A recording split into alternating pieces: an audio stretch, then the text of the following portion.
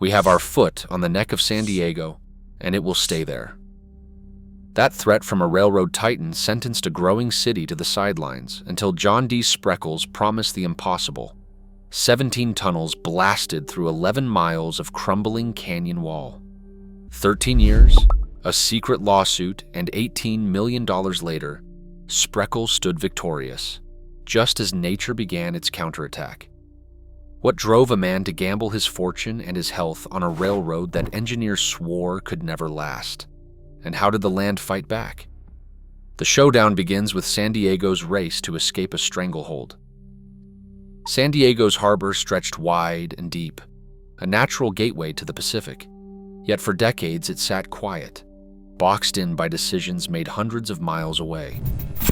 In the late 19th century, Southern Pacific's Charles Crocker controlled the rails that mattered in California. He made no secret of his intentions. San Diego, he said, would never be allowed a direct line east.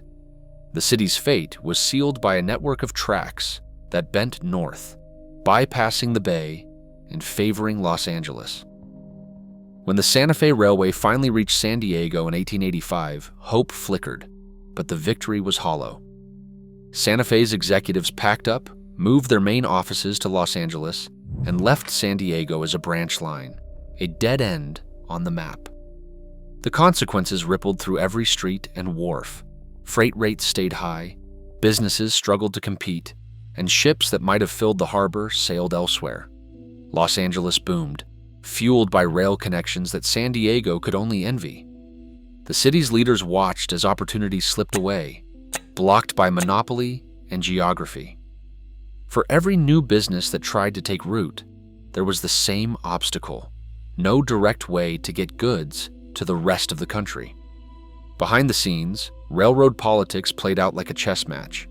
Southern Pacific and Santa Fe guarded their interests, shutting out rivals and squeezing smaller cities. San Diego's boosters lobbied, petitioned, and pleaded, but the answer was always the same. Without a private fortune and the will to defy the railroad barons, the city would remain in the shadows. The need for a new kind of backer, a financier willing to risk everything, grew urgent. The harbor's promise was real, but it would take more than hope to break the stranglehold of monopoly.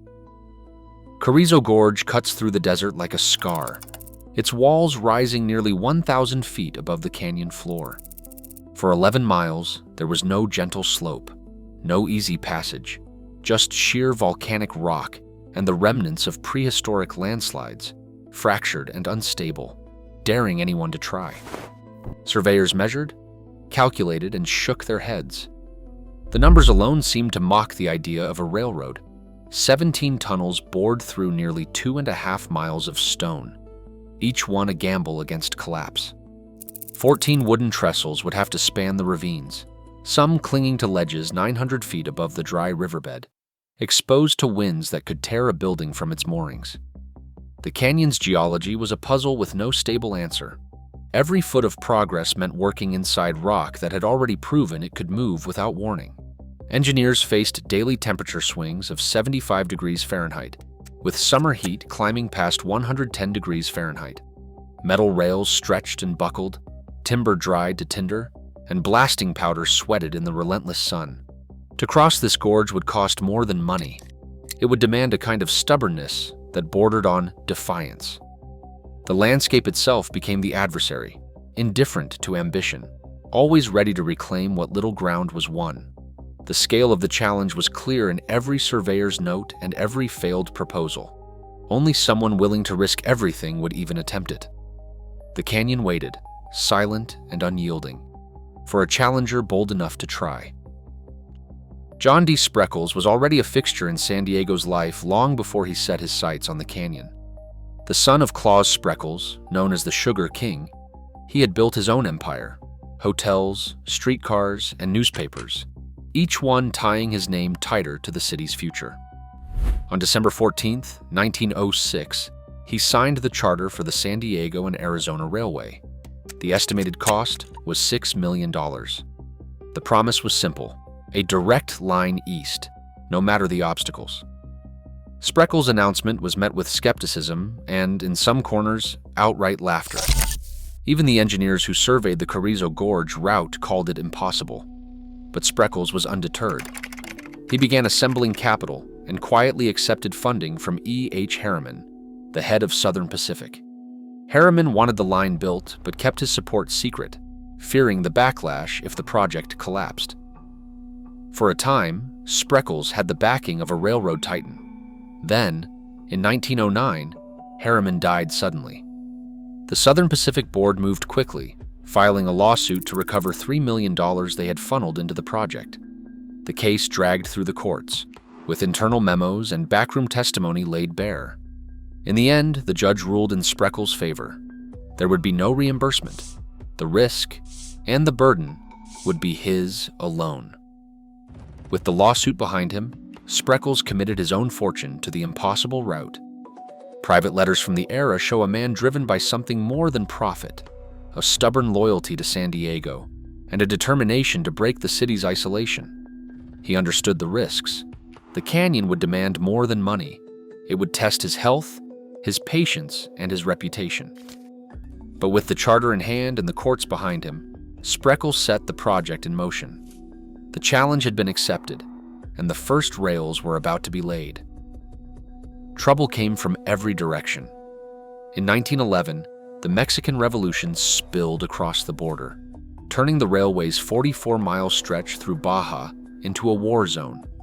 Armed bands raided camps, conscripted workers at gunpoint, and vanished into the hills with stolen supplies.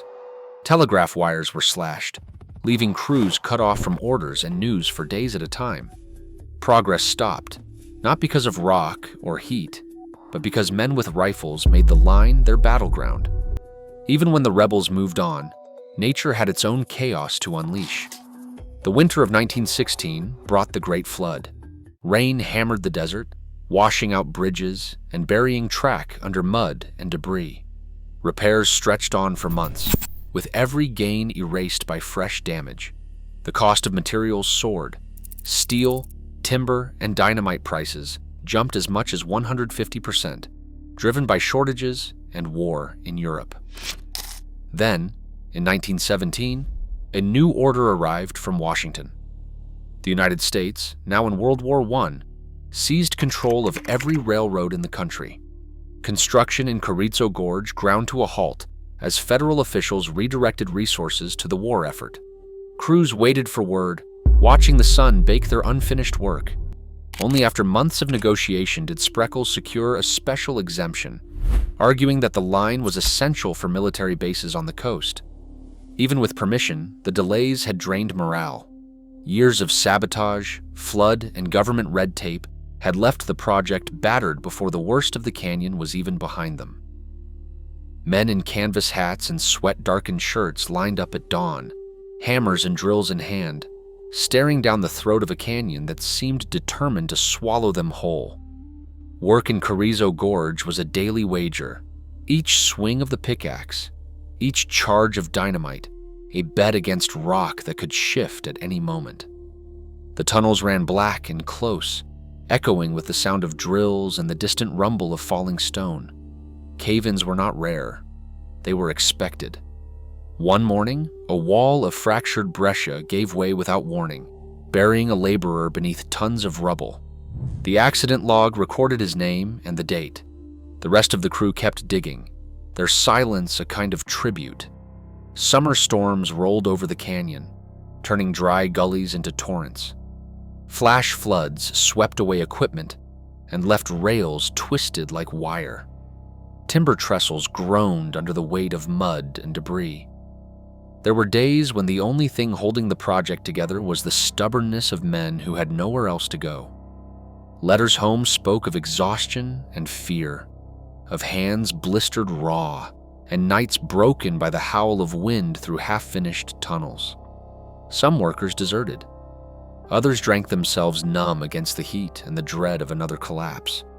John Spreckels visited the site often, his suit and hat out of place among the dust and noise. He stood at the edge of the gorge, watching as men vanished into the darkness of a half-finished tunnel.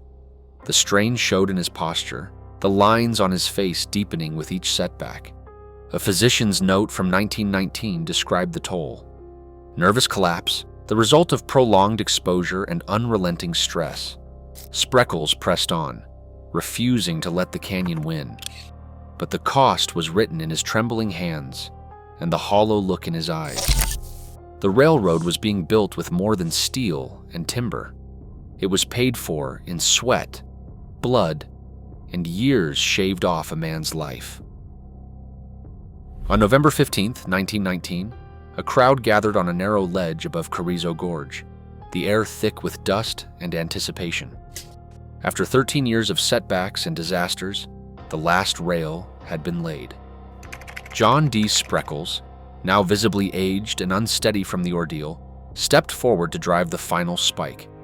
It was no ordinary spike, solid gold, inscribed with his name, costing $286 at a time when a laborer's monthly wage was less than $60. Photos from that day show Spreckels surrounded by engineers, workers, and city officials, all crowded near Tunnel 11. The ceremony was brief but electric. When the hammer struck gold, it echoed off the canyon walls, a sound that meant San Diego was no longer cut off from the world. For Spreckels, this was the moment he had chased through years of lawsuits, floods, revolution, and personal decline. He called it the happiest moment of his life. The price had been staggering. The final bill for the railroad reached $18 million, triple the original estimate, and the equivalent of $326 million today. The 11 miles through Carrizo Gorge alone devoured $4 million, more than $100,000 for every mile of track. Ledgers from the project show line after line of unexpected expenses: dynamite, timber, steel, overtime for exhausted crews, and repairs for damage that seemed to come faster than it could be fixed. Yet for a few hours, victory belonged to Spreckels and the city he had championed. San Diego's last spike glittered in the sun, and the impossible railroad was finally a reality. Trains could now run from the Pacific to the east without detour or apology. But even as the celebration faded, the canyon's silence lingered, a quiet reminder that nature was not finished with its own plans for the line. Barely 6 weeks after the golden spike, the gorge delivered its answer. In January 1920, a landslide slammed shut the mouth of Tunnel 13, burying fresh track beneath tons of rock. Crews scrambled to clear the debris, but the ground kept moving. Then in May 1920, an avalanche struck the west end of Tunnel 7. The dimensions defied belief. A mass of earth nearly 600 feet long, 200 feet high, and just as wide slid down the canyon wall. 128 feet of tunnel vanished. 480 feet of track twisted and disappeared under the rubble. The cost of repairs soared to $250,000, enough to build a small town. Spreckels himself arrived by special train, determined to keep the line open. He ordered 50 to 60 tons of dynamite brought in and, with a single pull of the switch, blasted away nearly the entire side of the mountain. The crews had a new nickname for their handiwork: slow, dirty, and aggravating. The ink on the completion papers was barely dry, but nature had already started the fight to take it all back. After the collapse of Tunnel 15 in 1932, engineers faced a decision that would define the next chapter of the railroad's struggle with the canyon. Rebuilding the tunnel meant gambling again with fractured rock and the threat of another landslide. Instead, they chose to span Goat Canyon itself, constructing a wooden trestle that would become a marvel of adaptation. The Goat Canyon trestle stretched 633 feet across the chasm and soared 186 feet above the canyon floor, its sweeping curve designed to absorb the force of desert winds and shifting ground. Timber, not steel, formed its skeleton. In the desert, daily temperature swings of up to 75 degrees could fatigue metal until it cracked. Redwood beams joined without nails flexed with the heat and cold, enduring where rigid structures would fail. The design memos from the time reveal a kind of weary ingenuity. Engineers knew the ground would never be stable, so they built a bridge that could move with it. Spreckels was gone by then. his death in June 1926, closing the era of personal ambition. The trestle stood as both a solution and a concession, a wooden answer to a canyon that refused to be tamed. In 1933, the numbers finally caught up with the dream. Spreckels' heirs, faced with mounting losses and a line battered by disaster, sold the railroad to Southern Pacific for just $2.8 million, a fraction of the $18 million poured into its construction. The railroad that had once promised to lift San Diego into the ranks of great western cities now changed hands for 9 cents on the dollar. Southern Pacific kept the trains running, but the line's fortunes never recovered. Passenger service ended in 1951, a quiet signal that the world had moved on. Hurricane Kathleen tore through the gorge in 1976, washing out bridges and leaving twisted rails dangling above the canyon floor. Repairs came and went, but each fix felt more temporary than the last. The final train rolled through Carrizo Gorge in 2008.